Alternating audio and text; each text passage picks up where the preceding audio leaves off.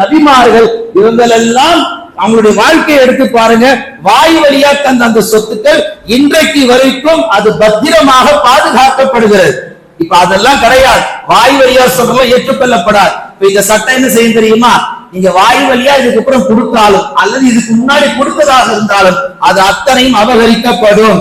யோசிச்சு பாருங்க, 9 லட்சம் ஏக்கர் இன்றைக்கு இஸ்லாமியருடைய வக்ஃப் போர்டுல அந்த சொத்து இருக்குன்னா அதுல 1-2 வேணா எழுதப்பட்டதாகவும் ஆவணங்களோடு இருக்கும். மீதி எல்லாம் வாய் வழியா தந்ததுதான்.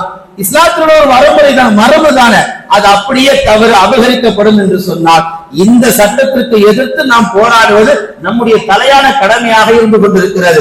அடுத்து 6வது செய்தி, ஒரு சொத்து வக்ஃப் செய்து விட்டால் அந்த சொத்தை என்ன செய்ய வேண்டும்? அங்கு உள்ள மாவட்ட ஆட்சியாளர் இது வக்ஃப் சொத்து தானா அவர் தீர்மானிக்கிற வரைக்கும் அது வக்ஃப் சொத்து ஆகாது. அந்த ஆட்சியாளர், மாவட்ட ஆட்சியாளர் அவர் டிக்ளேர் பண்ணணும், ஆமா இது வக்ஃப் சொத்து தான். அவர் டிக்ளேர் பண்ணல, இது இல்லைன்னு சொல்லிட்டாருனாக்கா அந்த சொத்து நேரடியாக அரசாங்குடைய கட்டுப்பாட்டுக்கு போயிடும்.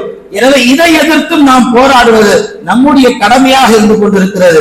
அதே போன்று 1991 சட்டப்பிரிவு நீங்க கவனிச்சு பாத்தீங்கன்னா அந்தந்த மத வழிபாட்டில என்னென்ன சுதந்திரம் இருக்குதோ அதன் அடிப்படையில அது பாதுகாத்துக்கலாம் என்ற சட்டம் 1991 ஏற்றப்பட்டிருக்கு.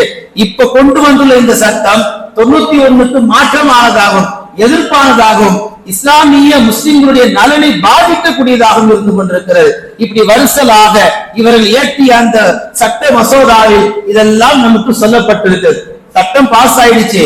இப்ப இதெல்லாம் அமல்படுத்துறதுக்கு எல்லா வகையான ஏற்பாடு வந்துருச்சுன்னு சொன்னா இஸ்லாமியர்களுடைய நலனுக்காக கொடுக்கப்பட்ட அத்தனையும் எல்லாம் அபகரித்து போய்விடும். நாம் கவனத்தில் எடுக்க வேண்டும். இதற்கெல்லாம் நாம் கண்டிப்பாக போராடி ஆக வேண்டும். அடுத்து சொல்லப்படுகிறது இந்த கொடுமையான சட்டம் எப்படின்னு கேட்டீங்கன்னா, மாற்று சமுதாயத்தை சேர்ந்தவர்கள் தானம் பண்ண ஏற்றுக்கப்படாதுன்னு சட்டம் போடக்கூடிய அவர்கள், அதே மாற்று சமுதாயத்தை சேர்ந்தவர்கள் வக்ஃப் போர்டுல மத்திய அளவுல 2 மாற்று சகோதர பெண்மணிகளை உள்ள நியமிச்சிருக்கிறாங்க. நீங்க கவனிச்சு பாருங்களேன், கிட்டத்தட்ட இது பைத்தியக்காரத்தனம் மாதிரிதான் இருக்குது. அல்லாஹுவால் ஏற்றப்பட்ட தீன், அல்லாஹுவால் வழங்கப்பட்ட மார்க்கம் எல்லா காலத்திலும் அழகானது, ஏற்க உரியது, எல்லா காலத்திலும் அமல் செய்யக்கூடியது. மனிதர்கள் ஏற்றக்கூடிய சட்டம் எல்லாம் 1-2 வேண்டுமானால் மக்களுக்கு பலன் தரலாம்.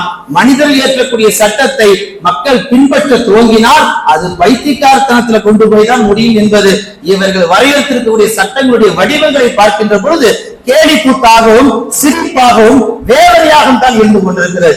இவ்வளவு விலாவரியா டீட்டெயில்